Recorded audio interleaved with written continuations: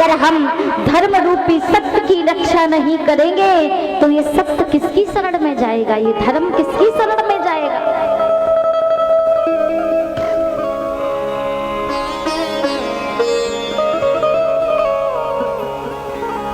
प्यारे, ये सत्य क्या है? सत्य ही तो कृष्ण है।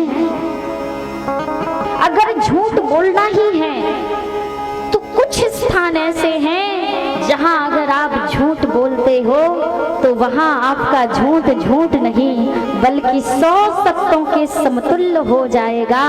अगर किसी की बेटी की विवाह में कोई बाधा आ रही हो, अगर किसी की बेटी के विवाह में कोई बाधा आ रही हो, अगर वहां आपके एक झूठ बोलने से उस बेटी के विवाह में, उस बेटी का विवाह होने की रुकावट से बच रहा हो तो वहां झूठ बोल दो, वहां आपका झूठ झूठ नहीं बल्कि 100 सत्यों के बराबर हो जाएगा।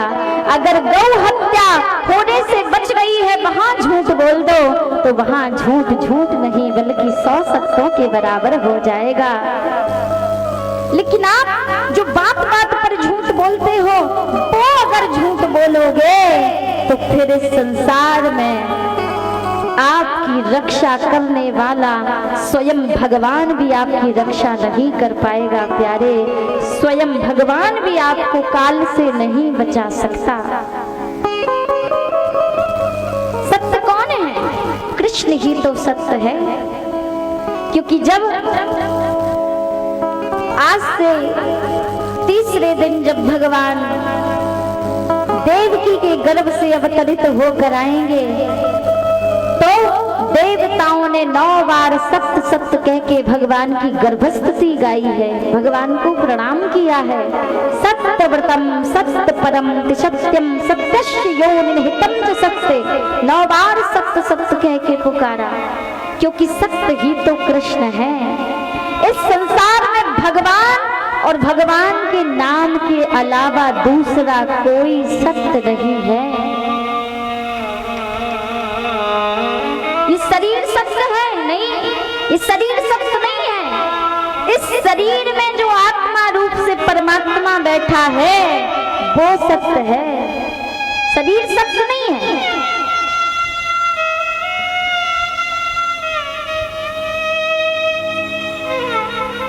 गोस्वामी तुलसीदास जी कहते हैं सत्य क्या है?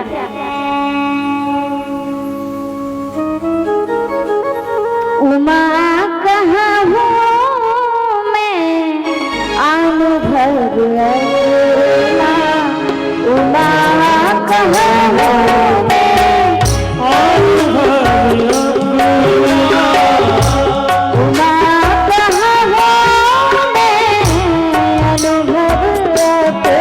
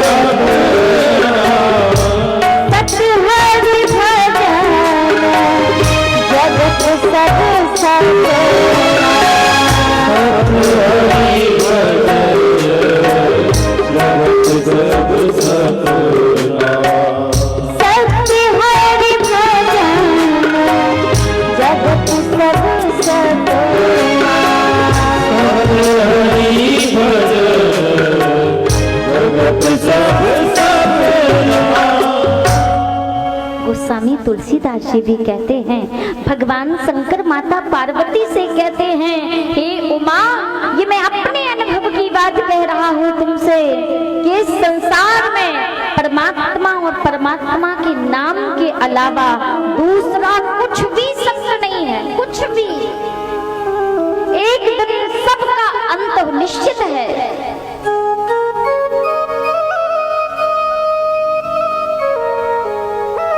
उमा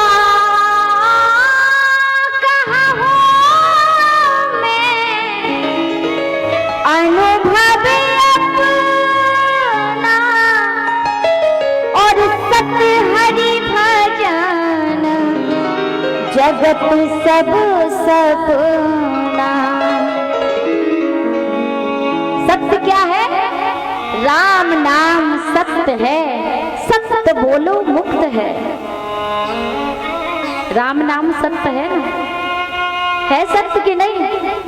लेकिन किसी की बेटी की शादी हो रही है और वहां जाके कहो कि राम नाम सत्य है, सत्य बोलो मुक्त है, तो डंडे लगेंगे कि नहीं? डंडे पड़ेंगे कि नहीं? राम नाम सत्य है ये पता है, लेकिन कहाँ बोलना है ये भी ध्यान रखना है, अर्थ में अनर्थ नहीं करना है।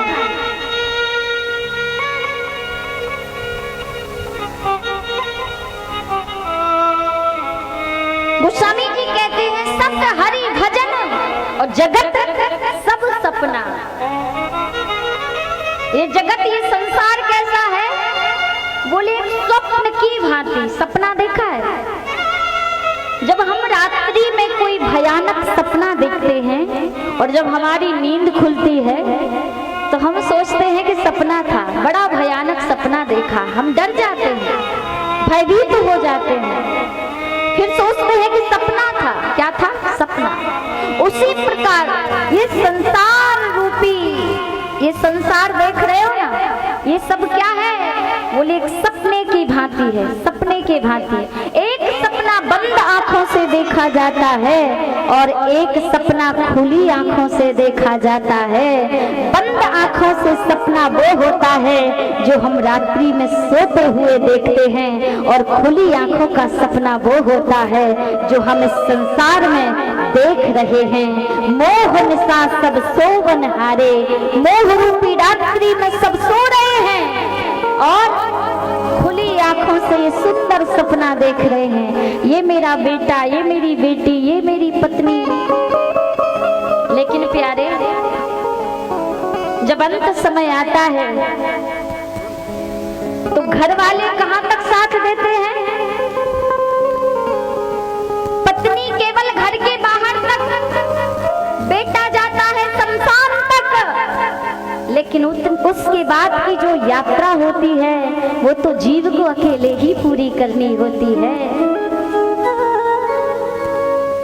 कि राजा हो बे या हो बे भिखारी, आती है एक दिन सभी की बारी।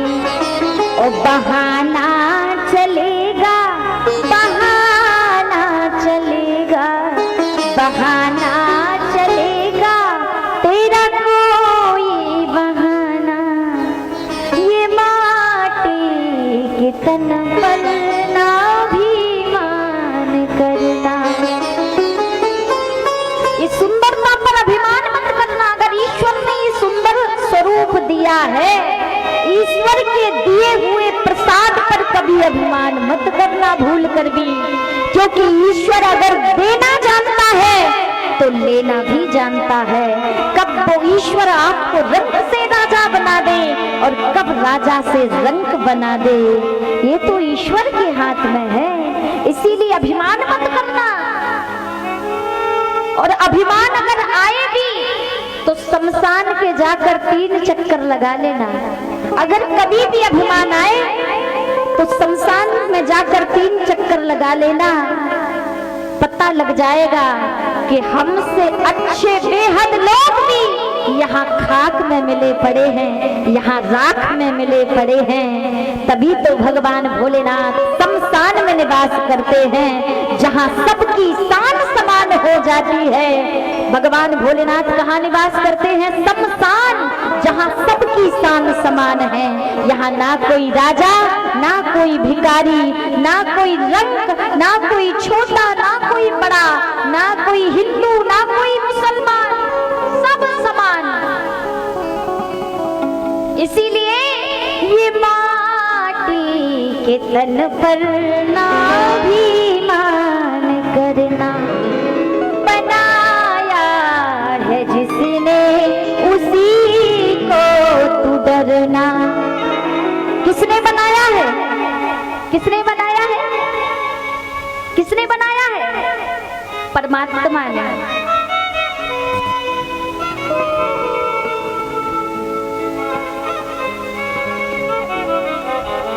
कहा था ना कि एक मूर्ति बनाने वाला भगवान से कहता है, हे प्रभु तू भी कलाकार है और मैं भी कलाकार हूँ, तूने असंख्य पुतले बनाकर इस धरती पर भेजे हैं और मैंने असंख्य पुतले बनाकर इस धरती पर बेचे हैं। अंतर क्या है? तेरे बनाए हुए पुतले आपस में लड़ते हैं, झगड़ते हैं, लेकिन मेरे बनाए हुए पुतलों के आगे लोग शीश झुकाते हैं, लोग प्रणाम करते हैं। अंतर इतना। ये माटी के तन पर नाभिमान करना बनाया है जिसने, उसी को तू डरना। दिनाचार का है, दिनाचार का है, ये दिन चार का है, समय है सुहाना। और ये ऊंची हवेली, ये ऊंचे रसाले, तू चाहे तो लाखों की दौलत कमा ले, पड़ा सब रहेगा, पड़ा सब रहेगा, पड़ा सब रहेगा, यहीं पर खजाना। तो अभिमान किस बात का? कितने गए और कितने आए, लेकिन कितने कमा लो हीरे मोती, प्यारे मेरे कफन में जेब नहीं होती। सज धज कर जिस दिन मौत की सहजादी आएगी, ना सोना काम आएगा, ना चांदी आएगी। याद रखना मेरे प्यारे, जिस तिजोरियों को भर भर के तुम रख रहे हो ना, ये पैसों से भरी तिजोरी कोई काम आने वाली नहीं है। जिस बेटे के लिए तुम इतना पैसा, इतनी बैंक भर के जा रहे हो ना, मरने के बाद वो बेटा भी श्राद्ध नहीं करता, श्राद्ध नहीं करता मरने के बाद। ऐसा समय भी मैंने देखा है कि अगर बेटा विदेश में, पिता ने इतना लायक बना दिया, इतना लायक बना दिया कि पिता ने अपने भविष्य का नहीं सोचा, कि ज्यादा लायक बनाने के चक्कर में आजकल बच्चे नालायक बन जाते हैं। इसीलिए यहाँ जितने भी पिता बैठे हैं, यहाँ जितने भी बाप बैठे हैं, कान खोल कर सुन लें। अगर पिता का जूता अगर पुत्र के पैर में आने लगे तो फिर उनके सामने पिता बनकर मत जाओ, बाप बनकर मत जाओ, मित्र बन के जाओ। क्योंकि अगर उनके सामने कहोगे कि बाप, तो वो भी कहेगा हम भी किसी के बाप। अगर बेटा विदेश है और अगर बेटे को पता लगा कि इंडिया में, भारत में मेरे पिता का स्वर्गवास हो गया, देहांत हो गया, तो वो कहता है कि दाह संस्कार कर दो, हम यहीं से पैसे ट्रांसफर कर देते हैं पिताजी का। मैं नहीं आ पा रहा हूँ, छुट्टी नहीं मिल रही है। इसी के लिए क्या उस पिता ने तुम्हें पैदा किया था, हैं? यही दिन देखने के लिए। इसीलिए कहते हैं संसार में ना कोई किसी का पुत्र, कोई किसी का साथ नहीं देता जाने के बाद। प्यारे, ये जीवन की यात्रा मरने के बाद केवल एक जीव को ही पूरी करनी होती है। इसीलिए याद रख लो मेरे प्यारे, नीचे बैठा हुआ व्यक्ति अपनी दौलत गिन रहा है, आज इतनी है और कल इतनी होगी, लेकिन ऊपर बैठा बैठा परमात्मा जीव की सांसें गिन रहा है, आज इतनी है और कल इतनी बचेंगी। इसीलिए याद रख लो मेरे प्यारे, याद रख लो।